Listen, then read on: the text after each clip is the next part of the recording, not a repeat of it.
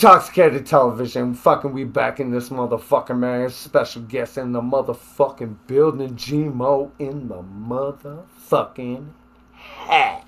What it do, man? What it What do? up, though? What's happening? Gang, gang. This Hey, man, motherfucker brought me in here out of nowhere, but Thank you for pulling up, my guy. Fucking one love, you know what I'm saying? you already know. Man. So, this is how I fucking started off, man. Every time we get a guest and shit, right? So, G-Mo, I gotta ask you, bro. What's your earliest memory of music from, like, little baby time, like, the earliest one ever? I'll say in the city where I was originally born. My Nina, my godmother, man, she got me into music. I mean, she listened to all kinds of music. So you're talking about, funk music, Lisa and the Coke Jams, all that stuff, man. Like, and it all started right there, and oldies, and then obviously rap. The late 80s rap to the early 90s rap. I'm an 84 baby, so, but I'm Alright. That's where I get it from, man. Music is literally what I breathe. So so that's what you be hearing about the house, but like, what's the one that that you remember from earliest baby that like stick out for you, that you like, that was your jam and shit, you know what I mean? Shit, Red Wine from was it Bob Marley? Who was it? Red Wine? Red Wine, UB40. Right, but I would say the one that it literally hit me was Colors. Yeah, obviously because of the movie, and then also, what is it? Mellow Mayonnaise, bro. Alright. When I heard that Mellow Mayonnaise, I was like, yo, this will speak Spanish or rap in Spanish, Alright. And it, so on and so forth. Kid Frost, La Raza. Yeah, right. So, musical, like, from your kid days and shit, man, like, you know what I'm saying? Like, y'all, like, church and shit, or like, what are y'all doing? Nah, not really church. I mean, I remember, some Baptist. Like on the block, like where are you getting your musical, or like? The streets, bro, the radio. Yeah, gang. I always tell people, bro, like, it felt like we was from New York because we were getting a lot of New York hip hop or rap, whatever it was in the radio. It was the radio, bro. I'm a Radiohead. That's how it all started, dog. Like, listening to the radio. And then you said like around the house. Yeah, for sure, man. My Nina, one of my uncles, they was always listening to all kinds of music and, rock, obviously, bro. Like records and shit, or what are we doing? Yep. Radio, cassettes, bro. Really cassettes. It wasn't really into, like, the vinyls or anything like that. Alright. But obviously in the city, bro, like, yeah, you got your on the block. You got your neighbors and shit, so you would run into this guy. He's got vinyls, and this guy's got tapes, and then early 90s, that's when the CDs hit and shit. I would hang around with DJs too, bro, so it was a little bit of everything, you know what I'm saying? Definitely music though, man. That's how I got into what I do and what I can do, you know what I mean? Alright, so I guess moving on from there, like for like so you got the music bug at an early age, right? No doubt, man. Alright, so then like, when did you first start, like, when is your thing where you start dabble with it, you know what I mean? As in talking about, like, to create music, or? Yes, sir. I'll say 1999, bro. How old was you? So I was like 15. Alright. But see, as a kid, bro, I've always had music in my head. So I would make beats in my head, right? And then I just knew I had it in me, bro. And you're in high school now, you're banging on the desk, you know what I mean? But I'll say 1999 when I spit my first rhyme, fucking around. sounding like, Mexican, but trying to rhyme and shit. And I would say Mexican with the black skin. No doubt, black and brown for sure, bro. Because I was into, the rappers that really got me into like, man, I know I could do this shit. I'm gonna do this shit.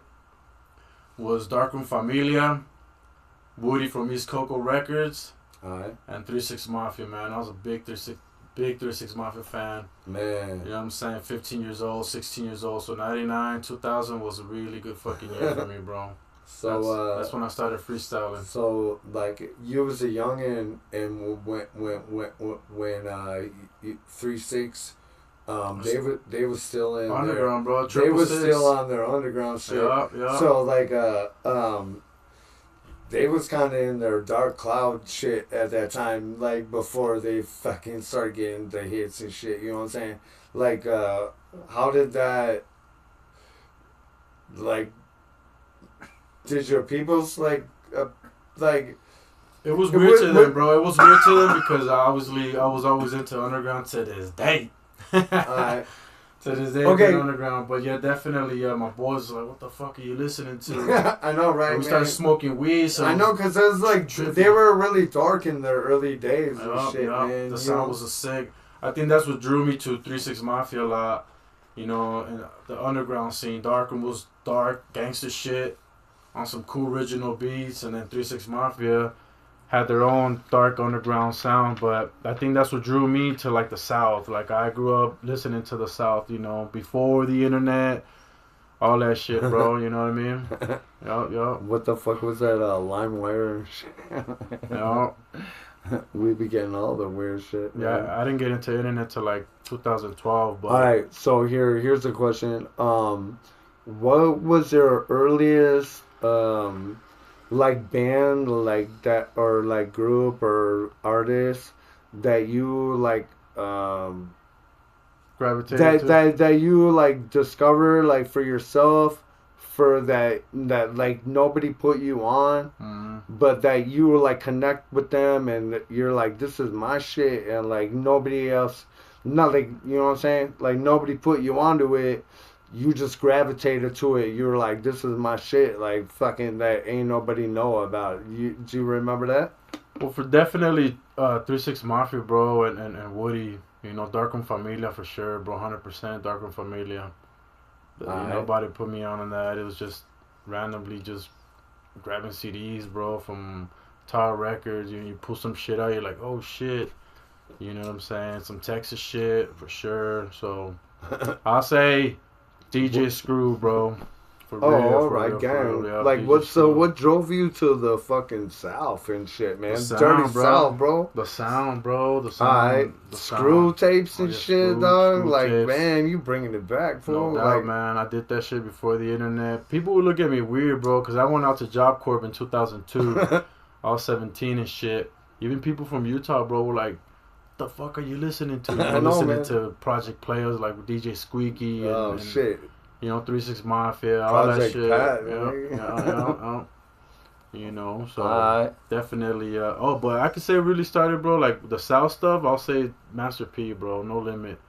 That's what, you know. Bro, man. That's where all the roots started. Just like, who are these boys from the South and shit featuring, you know, and then took me up to like Chicago. I'm trying to ask your first one though. Like, do you remember like your first one that you attached to? I'll say Darkroom Familia.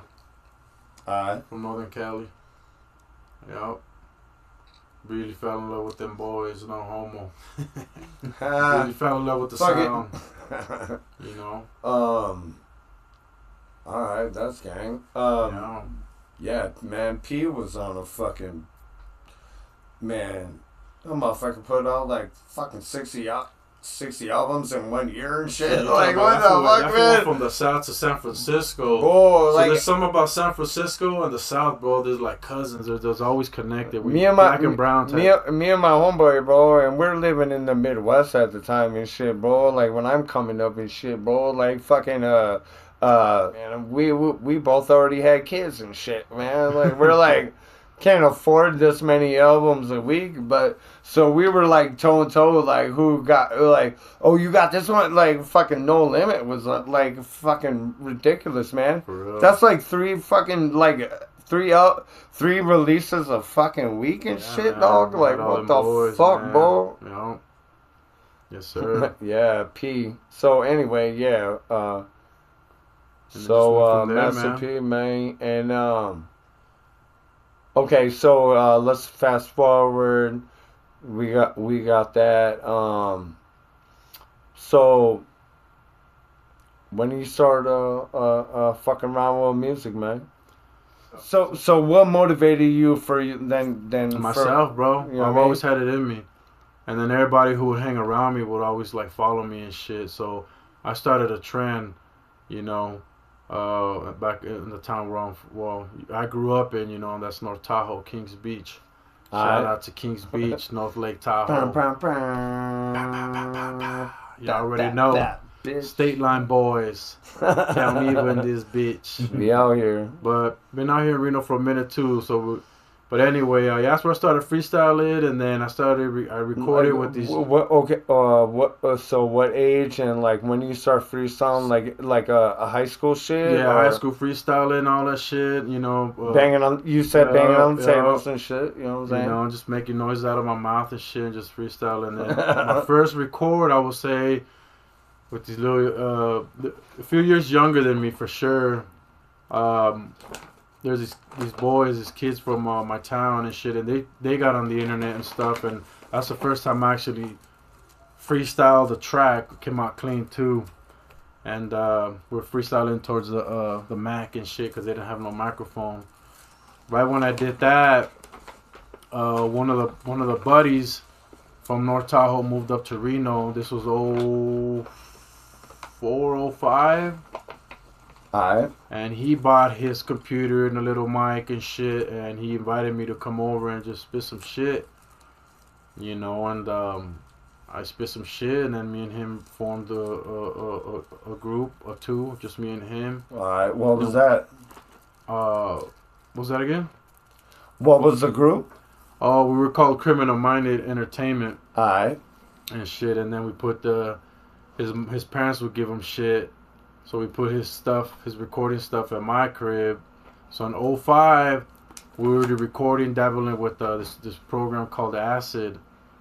And oh yeah, shit, I remember that, man. Yeah, man. Oh shit, bro, bringing it back. Yeah, man. So, oh shit, man, like that's for the old head out here. Out here. Yeah, so he kind of put me on because he was these cats are a little bit younger than me in school. They were taught all this internet shit. So, you know, we started recording in my apartment. And then made it a little studio. And then 07, bro, I moved out of... 07, I moved out of that apartment. And got me a bigger, house. And we did the studio at the house. And that's when there was some cat named Quester back in the day here in town. Yeah. Remember Quester? Yes, I do. Yeah, man. Okay, so let's bring it back. Yeah. So your homeboy got you on a track, and he had a program, and then you got your own program, and then you start doing your own shit, or what? In 07. Like I said, that boy Quester put me on. He actually... I remember Quester. Yeah, we went to... Man, yeah, come on, man. Wherever you at, Quester, who the fuck, kid? Man, so he don't live here no more. But, yeah, for sure. Now, we walked... In 07, I walked into Guitar Center. I got man. That's when I started buying my own equipment. It's all good, bro. I ain't got it. Yeah. Do you got any... Did y'all leave on good terms, man? Yeah, man. Yeah. Quester just moved out and shit, but that fool put me on game, and he would come over to the crib every time I needed a technical help. Like, he had like beef with a lot of motherfuckers around here. And he was just him, you know what I'm saying? It is what it is. And he put when I walked in 07 to Guitar Center, that's when I bought my first monitors, my interface, the padding for the wall and shit. He showed you how to do all that? Well, I went in there. To buy shit. He kind of directed me So I was like, all right, cool. I'm gonna get these in audio, whatever. But he's the one that put me on game with Fruity Loop. He's like, bro, I got this, and that. Come over to the crib. Cool, man. He gave me a CD, bro, and had Fruity Loop 4. No, he was always cool with me, bro. Yeah, so that's where it started, it, bro. Fruity Loop 4, trying to make beats and shit. He just seemed to like always like get into some like weird shit. Yeah, but it has nothing to do with me. I ain't never had no fucking problem with him and shit. It don't matter, bro. Everybody, you know what I'm saying, got their own shit going. Everybody got their own shit, man. But yeah, man, fucking so no. Alright, so he like you start fucking around with him for then you know how to build your studio and you start going from build off of that or what? Yeah, you know what I'm saying, like I say, he put me on Fruity Loop. He's like, oh man, you can make your own beats with this shit, you know, because I was making my beats off this keyboard. Alright. But it wasn't looping, so I would sit there for like a minute or two just hitting the hi-hat and then the drums, so it was just like a freestyle beat that I would build. Yeah. You know what I'm saying? But in that process, bro, you know, I have my homeboy, rest in peace, NUTZO. You know what I'm saying? Derek Wilson. You know, he was watching me, you know, kind of build this shit, but... Fucking family, motherfucker. And no sense. Slap shot for life, bitch! So, yeah, man, you know, 07... It was kicking, you know, and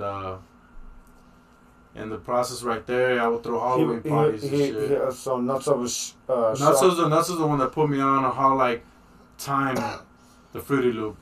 Like as soon as he said, bro, time this shit by 2, you know what I'm saying, he would come over and you fuck around and shit. We would kind of watch him and shit, but he's seen like everybody else, bro. He's seen what I could do on my own. And of course, I had seen his shit, bro. Admiring that shit, bro. You know what I'm saying? Bring it back. How did you meet NUTZO? I met NUTZO in high school, bro. By his first lady, his first wife, Nay. Shout out Nay, man. We shout love out you. Nay, girl. What's up, sis? So yeah, man, we was in high school. This boy had just got out of jail. He would say what's up through the letters and shit, cause his chick would read it. You know, oh look, he brought me from jail and shit. So yeah, man, he's like, man, I can't wait to meet him. Yeah, I can't wait to meet him too. And then just that one day, bro, motherfucker just showed up right there in the parking lot. You know, this was 2001. For what do you say? Fucking writing? They would write letters to each other, cause NUTZO was in jail. How does that have to play with you? That's because. Being in high school, bro. Yeah. Like, she would write to him, and I guess somehow she would like, oh, my homeboy says what's up. And then he wrote back, tell him I said what's up. So you Nay homeboy. Yeah. Me and Nay grew up in North Tahoe, man. So you and Nay homeboy before NUTZO, For sure. And then that's her man. She be writing. You'd be like, yo, what up? Send a shout out through the letter. All right, man. I never knew that. Yeah. Yeah, that's why the fuck we do this interview shit, man. So, yeah, man, met the homeboy in the parking lot right there at Sierra High School in Truckee, California. Alright. Yeah. Yeah, man, and and he wild, probably. I went to Job Corps in 02, came back. You know, so 03, 04, we would run into each other in Reno, like, what's up, fool? What's up? Get my number. All right, cool. And then we actually kicked it. I think it was 04, 05, bro. I think it was 05 when I came over to his apartment, homie. Badass condo he had and shit, and we're listening to his beats, bro. I'm like, man, this man slaps, bro. This fool's got some king shit, bro. You know what I'm saying? I'm telling you right now, bro. Like I've been telling you about all the slaps that I fucking been going through, man. Yo, this shit made me fucking emotional as shit, man. Like go through. So he was making beats off of fucking Xbox and shit, man. I wanted you know what I'm saying? I wanted to know how he started, bro. Like, as much as we fucking hung out, we was always working. How the fuck this guy was a genius? I got everything. I know, man. For real, right? Yeah. Right. Yeah. Like, you make beats off of anything, bro. Like NUTZO the Great. NUTZO the Great. PlayStation, yeah. NUTZO the Great is a fucking real fucking thing. No doubt. This guy fucking, and he only had one fucking ear and shit. You know what I'm saying? This motherfucker be deaf in one motherfucking ear and shit, dog. Slapping. Like, and how in the fuck does you do this? Just gifted, like, man. Fuck, beyond fucking gifted, bro. Yeah, like, man. what the fuck are we talking about? Like, he was. Let me just put it like this, bro. NUTZO was the footprint in Reno, bro. I moved here in 03. I moved to Reno in 03. Nobody was making beats like that, bro. Like I said, when you are a leader, bro, people will follow. You know what I'm saying? So, definitely NUTZO was the footprint here in Reno, man, making beats, and everybody else started following. Don't believe me? I'll argue about it. Who want to fight me and shit, man? You fucking you know what I'm saying? I ain't hard to find, motherfuckers. My whole life is fucking online, motherfuckers. So let's go. So yeah, man. I'm saying 07, he put me on beat. Like, look, bro, it's how you times it by this, and you know what I'm saying. He would just come over, and ever since then, bro, like literally 07 is when we locked in. It's just like making tracks on the beats, trying to spit some shit. He put me on game on recording, bro. You know what I'm saying? Double stack and all that stuff, bro, coming over his crib. So that was the third time I actually recorded was with Derek, man. NUTZO.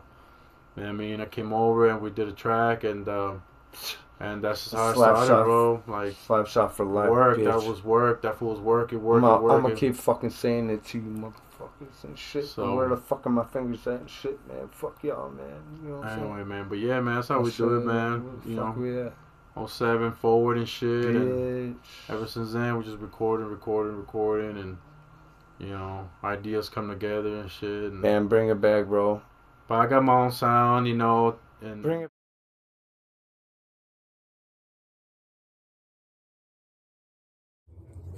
Cheers. 1 1 1.